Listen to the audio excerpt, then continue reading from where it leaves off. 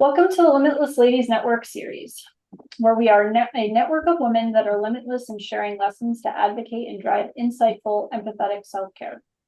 Before we get started, please note that this content is provided for general informational purposes only. It is not advice nor intended to be a substitute for professional medical advice, nor does this information to be used for diagnosing or treating any medical or health conditions. Those seeking treatment for a specific disease or ailment should consult a qualified physician, and we make no representations, no warranties, and assume no liability for the content herein. So today, October 14th, is I Love You Day. So no better way to say I love you than by pampering yourself with good quality homemade beauty products.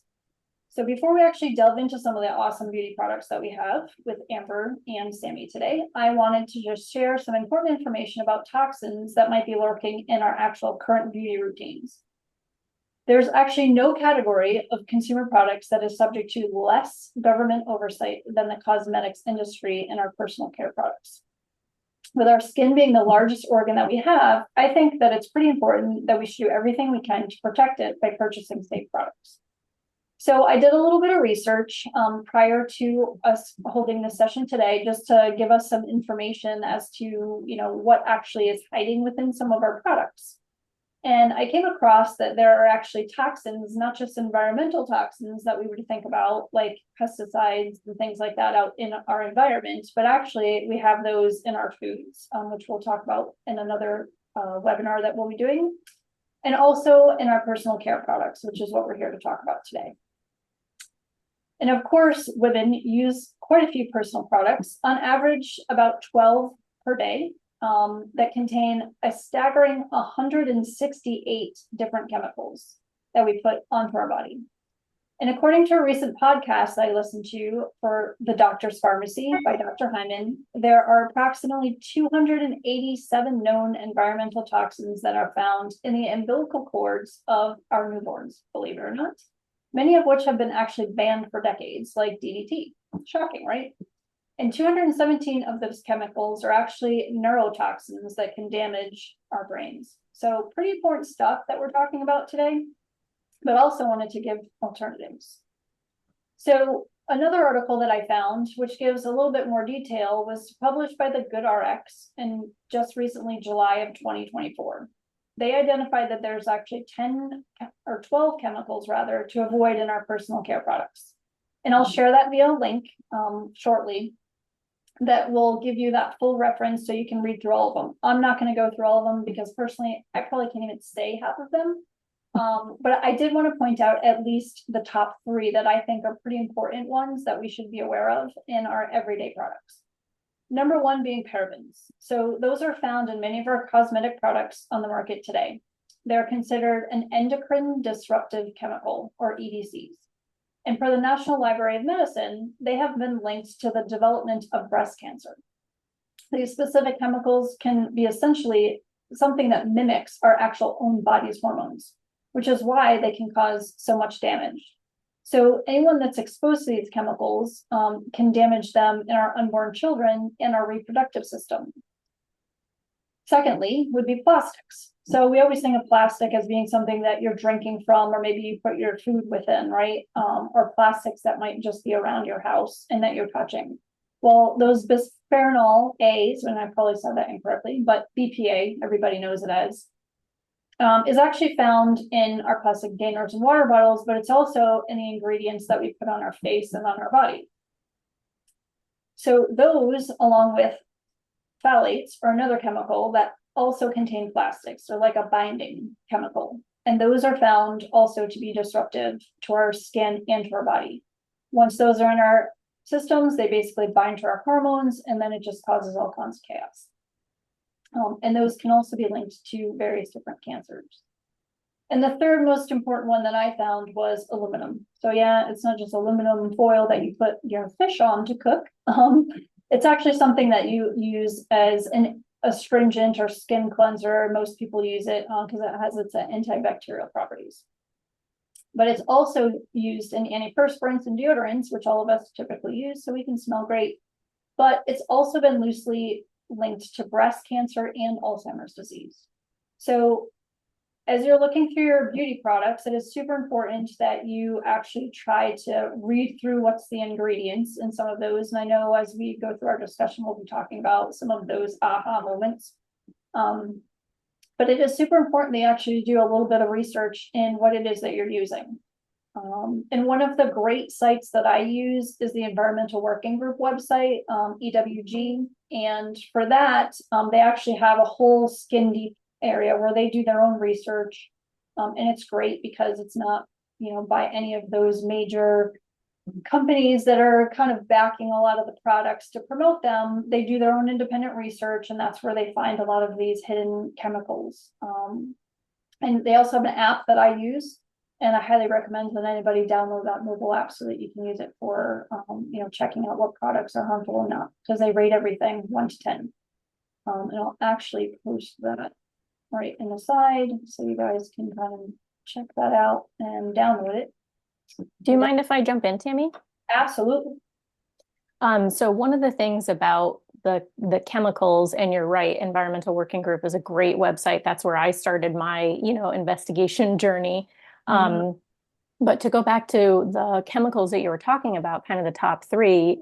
So parabens don't necessarily show up as just paraben. When you're looking through your ingredients, you'll see it listed as a lot of times like methylparaben or something else paraben. So look for that within ingredients. You also mentioned phthalates. Phthalates pretty much don't show up at all in ingredient labels. They're hidden within the word fragrance. So for me, what I would put maybe as like top 5 ingredients to avoid is just the word fragrance. And sometimes that can mean natural essential oils. But essentially, cosmetic companies they can hide their what they use for fragrancing in the word fragrance, because their argument is that it's proprietary and they don't want people to steal their fragrance recipes. So whenever I see the word fragrance, I just pretty much don't trust it. I personally, on my products, I list out every essential oil that I use. Because if you're going to try and steal it, fine, you're not going to be able to make it exactly how I do anyway. And I want you to know what's in it because I want to know what's in my stuff. So, just to say some of these things are actually hidden within other things, and phthalate being one that's hidden in the word fragrance a lot. Awesome. Totally agree. Thanks for the additional info. And I knew I was going to say that word wrong. That's why I go. Oh, that's okay. I mean, I think I'm saying it right, but it's kind of anyone's guess.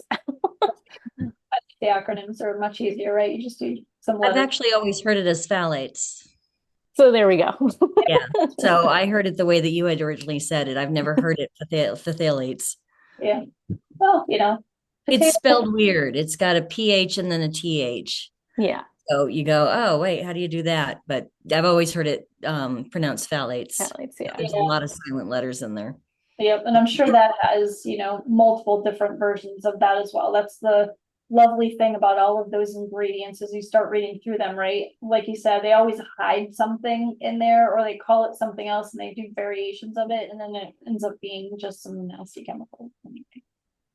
But the good news, though, is that it's actually not all gloom and doom, which I love that I've got both of you on today so that we can actually talk about some awesome homemade organic products that I love. So Amber, with I Love You soaps, I absolutely love your soaps because I use them every day and I've got them at the local market. Just tell us a little bit about your story. Basically, when I was born with a mild genetic skin disorder called ichthyosis. My skin is very dry, very flaky, and has the propensity to crack if I don't moisturize properly. Yeah.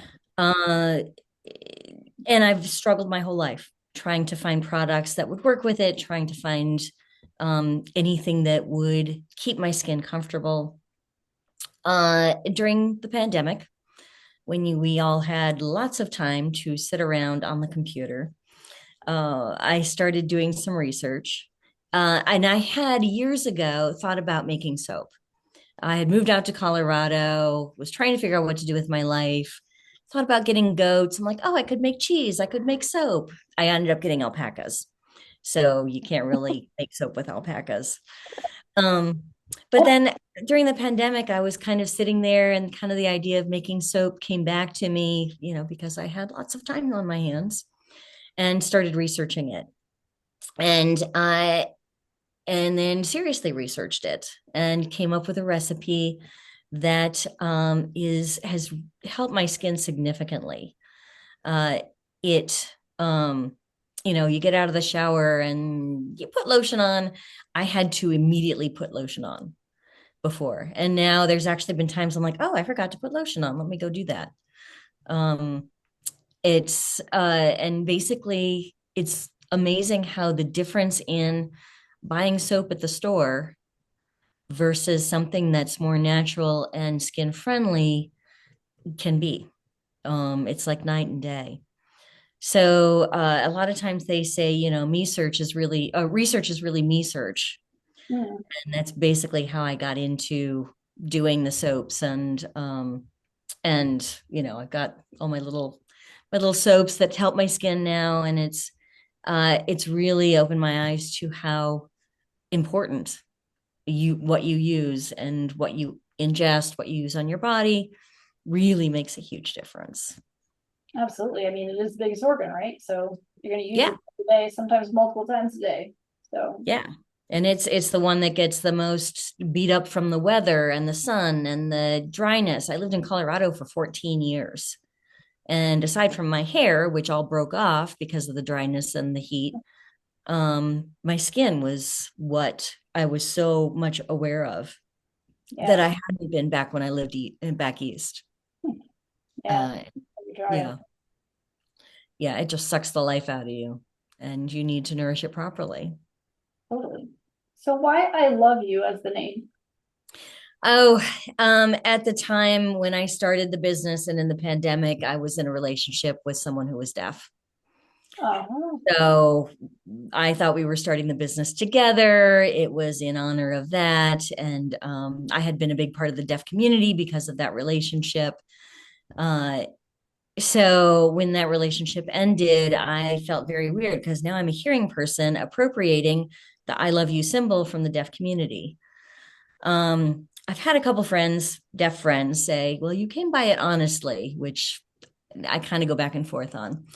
Really, what I would like to do, if, at the point that this business gets to be bigger and have some influence, I really would like to educate hearing people on a few things. One, the importance of sharing communication. mm, A lot of the deaf community feels the burden of having to communicate with hearing people and having all the responsibility for making the communication happen. Um, I have been teaching in a middle school the last couple of years, and their second languages are French, and Spanish, which, Spanish is very prevalent here in the United States, but French isn't. right. They don't teach American Sign Language. And there are kids in the school with deaf parents and deaf siblings and who have cochlear implants. And most deaf kids are born to hearing parents who freak out when they find out they're going to have a deaf kid. The first thing that happens is they get a hearing test and the child fails. It's not even 24 hours old and the child has already failed something. Yeah. So if kids are growing up with American Sign Language in their class and a deaf teacher teaching it, then when they grow up and some of those kids have a deaf child, they go, oh, yeah, we should learn sign language. I remember that. And the deaf teacher. And it doesn't, the idea of taking that fear out of a child who's different and, instead of seeing it as something that's less than, because a lot of my deaf friends grew up with hearing families that didn't sign, and they were the one that had to try and catch up their entire lives. If it becomes more of a norm where a deaf child in the family, people learn to sign, they're all on an even playing field. It's about accessibility, it's about inclusion, it's about acceptance, and it's about celebration. That child has born into an entire culture that a lot of deaf kids are denied because their hearing parents are afraid of something they don't know about. Yeah. So that's my soapbox about, no pun intended, um, about why I so far have kept the symbol. I've thought about rebranding because I do, I really should be a deaf-owned business using that symbol. I think it's amazing. I mean, the cause that you have is a very honorable cause, right? And when my kids were young, I actually learned some sign language. Like, I just love the idea of being able to communicate because I feel as a new parent with a newborn, right? It is so nice to be able to communicate, it's time to eat, or do you want to drink? Like, just simple little things that they can pick up so easily, right? So I love the Yeah. idea. Yeah, and I'll jump in too. I have a 9-month-old, and while we're not really sure he's going to pick up sign language because I think he's just not really interested and is like, I find other ways to communicate what I want. It's still been really interesting to use it, and the thought that that we won't be using it when he does learn to speak, just kind of came up for me as you were talking, but when my sister had her daughter, who's 22 now, I remember her using signs. And so a lot of the signs I still remember from when she was little and, was using E and more and milk, and I know our daycare does use a lot of sign as well. That's great. And even just what you said really, hit me too about the hearing test that is truly done, like 24 hours after they're born, and the idea that you could fail something that early is just it is just a terrible way to be branded, so early in life. And I think what you're saying, I took French because I didn't really want to learn Spanish. I wanted I to be did too. different, and I thought French just sounded beautiful. But like, I have a cousin who, had an accident a few years ago and suddenly had a cochlear implant, and her hearing is very limited. And I feel bad that I can't communicate with her well because I don't know sign. So I totally agree with you that that should be offered as a second language. Well, and the irony is so many parents, like you're talking about, teach their kids sign language when they're pre-verbal. A lot of medical professionals, when the child fails their hearing test, then encourage families to not sign with them so that they're forced to learn to lip read. Really? And language deprivation in the deaf community is a huge issue because language development happens, the bulk of it is between the ages of 1 to 4. And language development is very closely linked with a lot of brain development.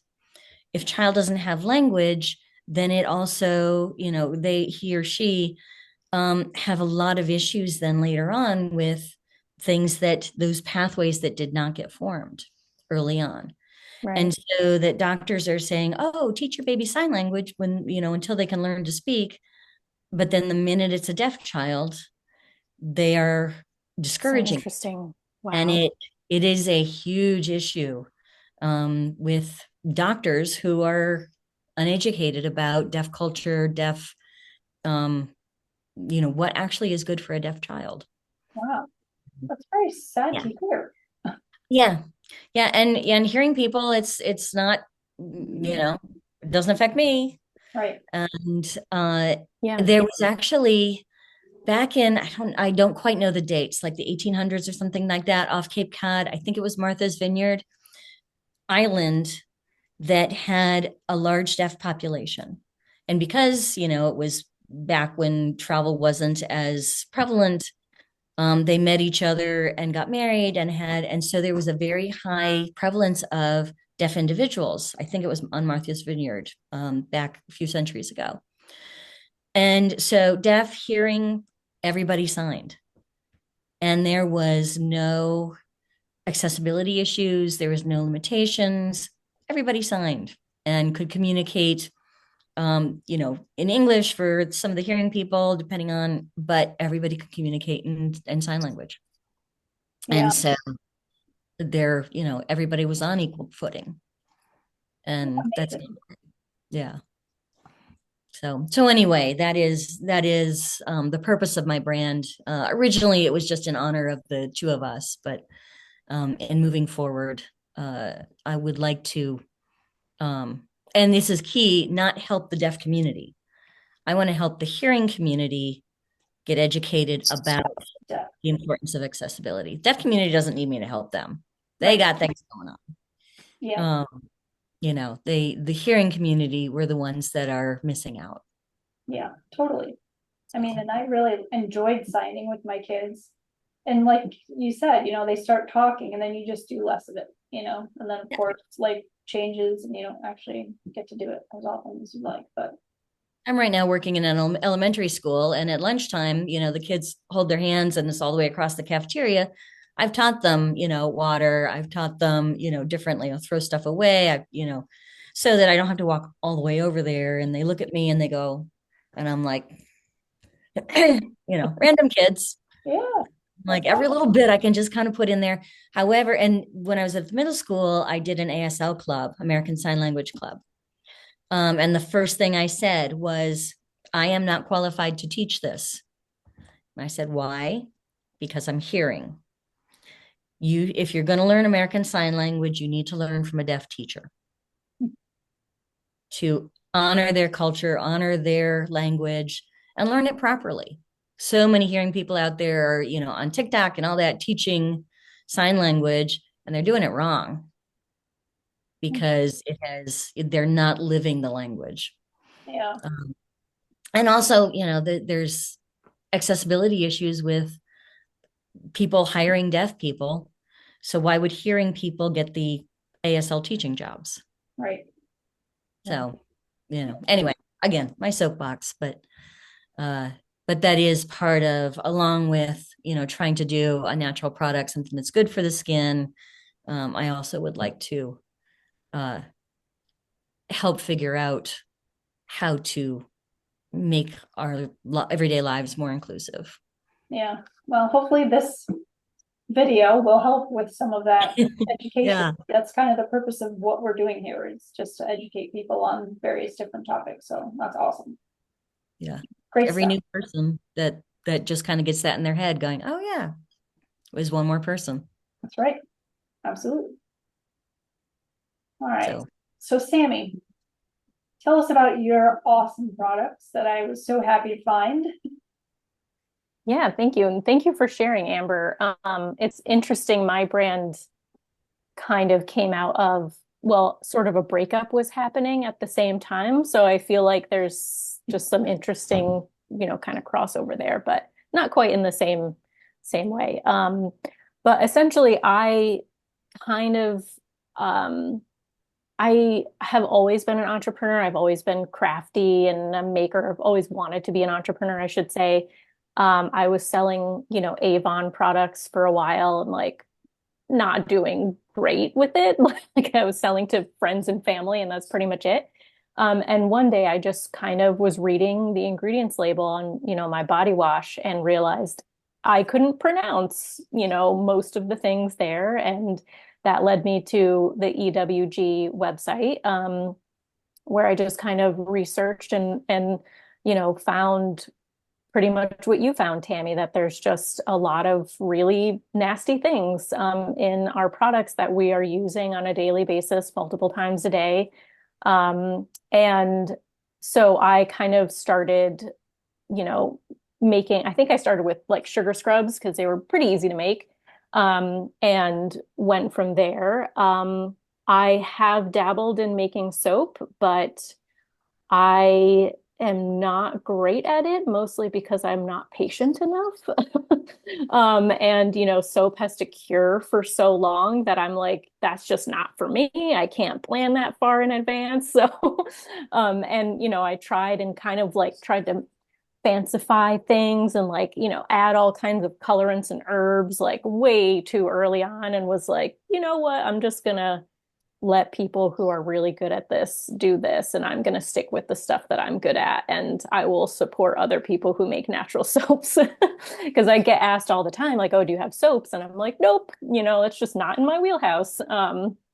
So I'm really glad to, be sharing this space with you, Amber.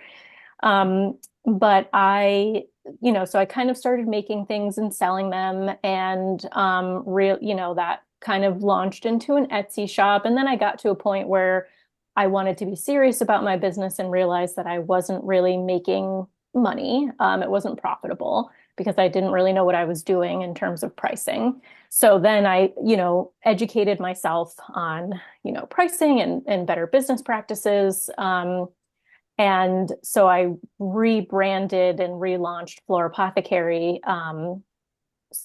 during essentially the winter of 2015 into 2016. And at the time, I was dating someone who was very emotionally and sexually abusive. And it wound up being something where I woke up and had to go through like a laundry list of doing my hair a certain way, wearing certain makeup, wearing certain clothes. He wanted me to wear perfumes that were full of chemicals that I knew were full of chemicals because I had done all this research. I also was a practicing herbalist. So, I kind of I come at it from an angle of working with the land and the environment and knowing sort of the spiritual, physical, scientific properties of different plants. As I shared with Tammy, I consider myself a witch. So my holidays are based around seasonal changes and I honor the earth. So all of this went into what I was doing with my skincare. And then I realized I was in this relationship with this super toxic person who called me a dirty hippie for making my own deodorant, which is now one of my best-selling products. Good for you. Yeah. So I was like, here I am ditching all of these toxins in my skincare, and I need to be ditching toxic people too. So I essentially rebranded my life and my business at the same time, dumped him and, relaunched my brand. And I very much am here for helping other women, really everyone, but specifically, I know what it's like to be a woman in a domestic abuse relationship. And so I'm here for helping other women lift themselves up, ditch toxic people, toxic ingredients, and toxic thoughts. So I love that.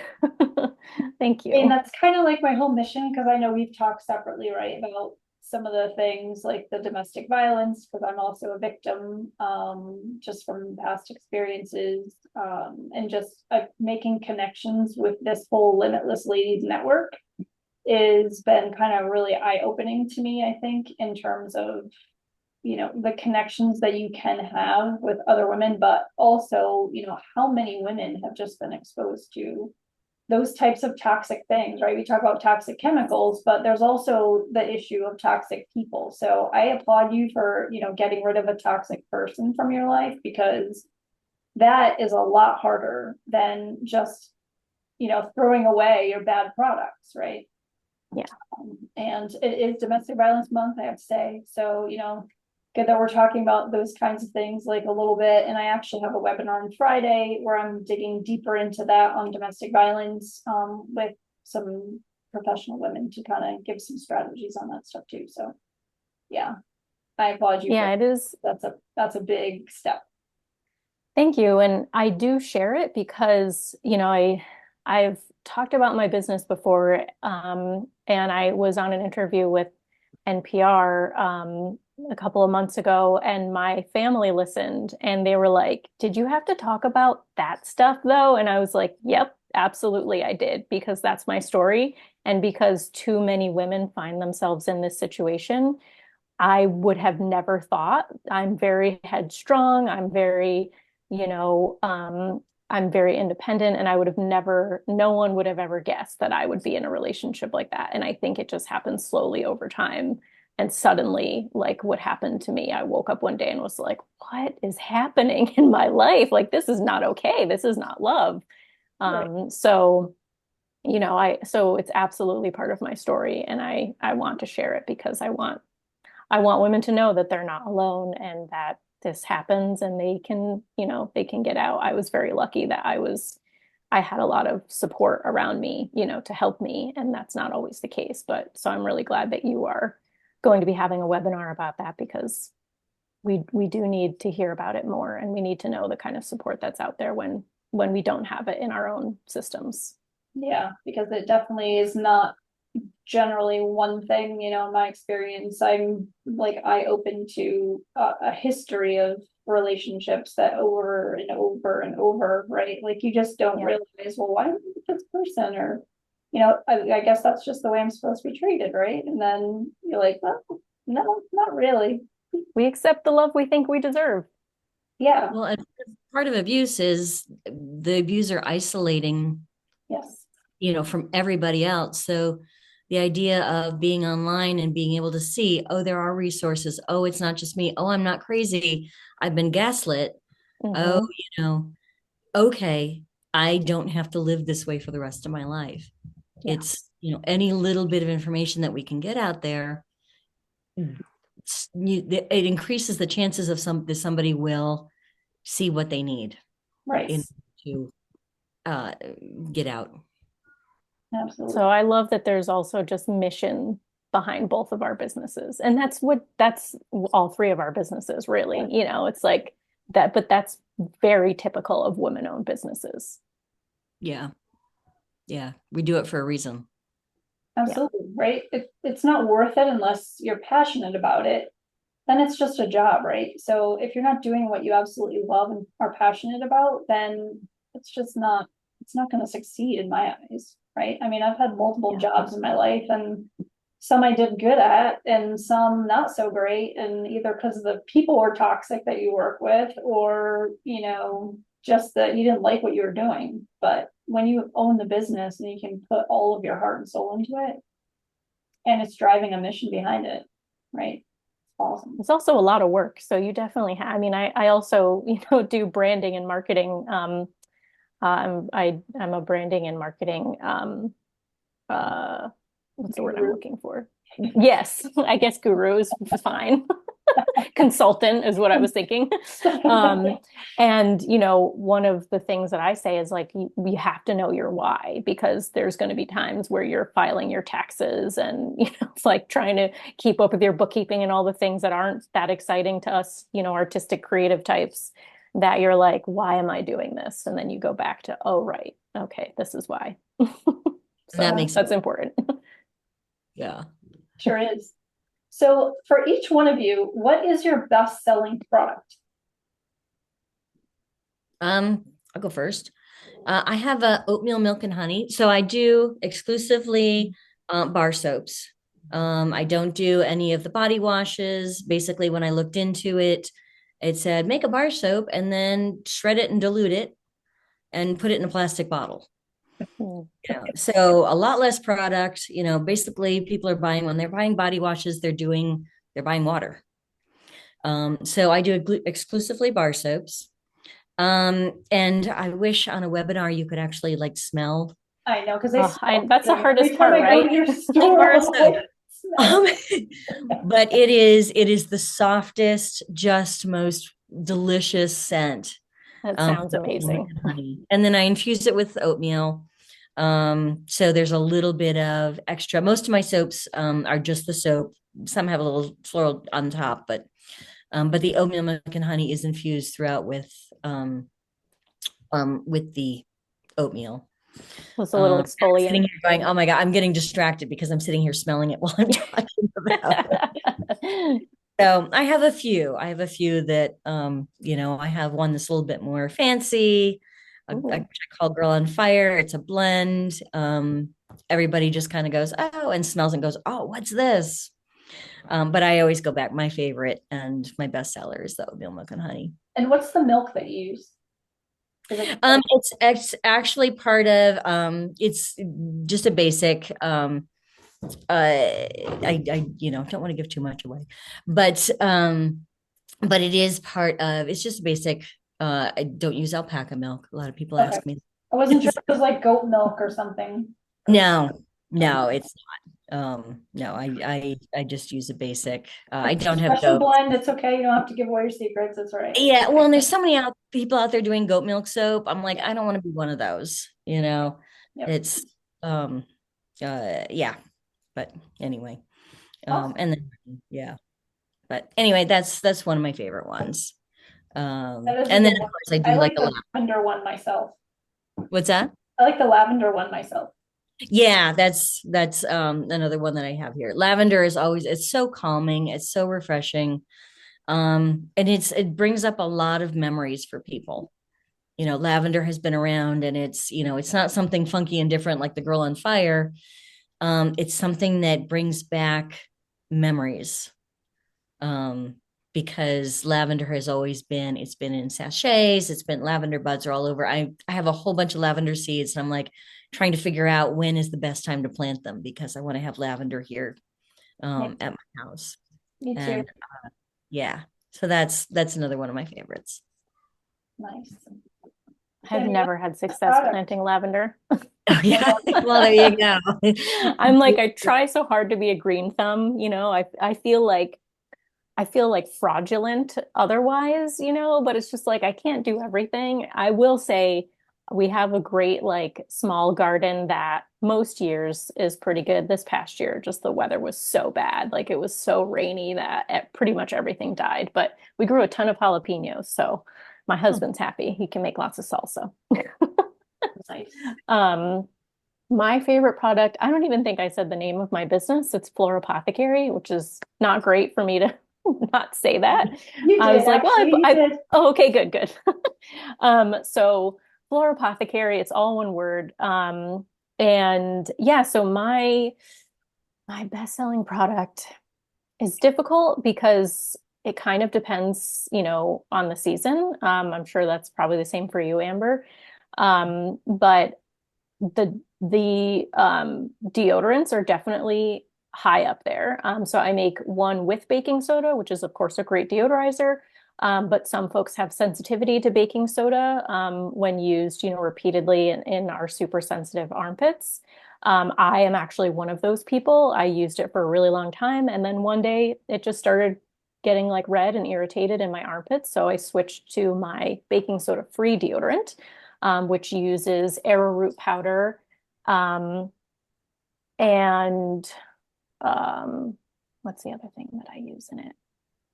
Magnesium, which is also a really great deodorizer. And it's something that we need in our bodies, and we don't get enough of in our diets. So it's kind of another way to get our bodies to absorb magnesium, which is great.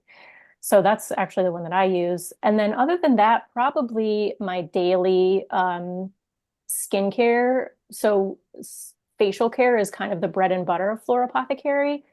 So I make a rose and willow cleanser, a rose and tea facial toner, and then a serum, which I have right here. I don't know if there we go. So it's just oil. And that is kind of my daily 3-step system. I almost cringe at using the word system because I feel like so many, skincare companies are like, you need this 10-step system. And it's like, you don't. 3 things is plenty. That's really all you need. I add a 4th product, when it starts getting colder around usually now. And that's my Nourish Balm, which is, yeah, it's not gonna show well. I'm gonna unblur for a second. You can see my super messy studio. But so this is like a cream. It's not technically a cream because it doesn't have water in it. So it's technically a balm because it just has oils and butters. But it's nice and thick for for winters. I also have super dry skin in the winter. So, when we're running our our heat all the time and just drying our skin out, that's kind of a little, little additive, but it's not so thick that it clogs your pores or makes your skin really oily. So I would say those are probably my top sellers. Sounds awesome. So where can our people find you, ladies? Where's the best way for them to reach you? I know both of you kind of sometimes do some farmers markets, but those are going to be closing, I would guess, unless you have winter ones.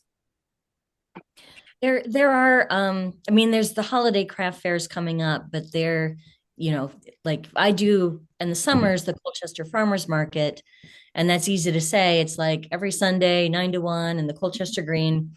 The thing is with the holiday market is it's like one day. So it's tough to kind of say, oh, I'm going to be, and then like you have to list them all off. The best place to find me actually, and this, the good news is with the internet is you'll probably go, people all over the country watching this, is the website. It's iloveyoussoaps.com, and love is spelled L-U-V. So it's Just posted it in the chat too. there you go. Yeah. So iloveyoussoaps.com is the best way to find things. I try to keep up with all my new scents, posting them. Right now I'm actually falling a little behind because I want to redo all my photos and things like that. But that's the best way. And then I am in stores across the country. So a lot here in Connecticut, some in New York. I have some stores in Colorado, and I'm talking with some people in California. So That's fantastic.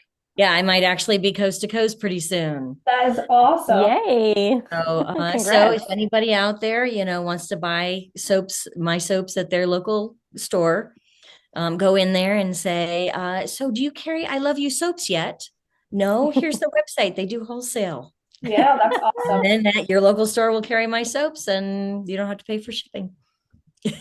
Yeah. Smart plug. Yeah, there you go. This whole webinar is about networking. Absolutely. Yeah. And we could be networking with people who we haven't even met yet. That's right. Yep. So the best way to find me is also my website. It's florapothecarie.com. And I know Tammy posted it in the chat, and she'll post it, wherever this video gets published, because me trying to spell florapothecarie is it's just easier if you look at the show notes. But it's all one word, and ends in IE, like anthropology. And so florapothecarie.com is my website. I will say there was, not sure if they're still running, a business called Flora Apothecary, which was 2 words, and we kind of came out around the same time, and they make similar product, but it's not me. So definitely make sure you're going to florapothecarie, alloneword.com. My logo is a woman inside of plants and the word florapothecarie running across the top. That's me. I've even had friends accidentally buy from them. So I'm like, guys, come on. So easy mistake to make. You can also find me on Instagram at florapothecarie. I used to be really good about posting regularly, but now I'm a mom and trying to balance the mom life with the running 2 businesses life. So, it's some days I can do that well, and other days I can't do it so well. So that's just life. Yep, that's just the way it goes. Welcome to And I do post my upcoming events on my website. So there's an event, link up at the top. And I know, very soon I will be doing an event. It's November 1st. It's the Dia de los Muertos event run by Moon, Serpent, and Bone. That's, I think, in Montgomery, New York. So I'm traveling a bit for that one. I'll also be doing the vegan market in Somerville on December 8th, I believe it is. And I will be doing a small business Saturday market at the market at 11:15 in Manchester. That's the Saturday after Thanksgiving. So you don't have a store at all, either one of you, right? It's pretty much all online or at markets. Correct. Okay. I don't have a store of my own. I'm in stores. Yes, you're in stores. And then pop-up markets. I am doing the Christmas in Connecticut in Stamford in December, I think it is. Just no, November 15th through 17th. Oh, awesome. And I've also added both of you with your products, although I don't have yours, Sami, like an actual logo or picture of your products, but I did add you both to Tammy's, I'll send you that. which are on my website, so people can find you guys through there, and it directs right to both of you. So Thank you. yeah, Thank you very much. absolutely. So networking. That's what we're here for.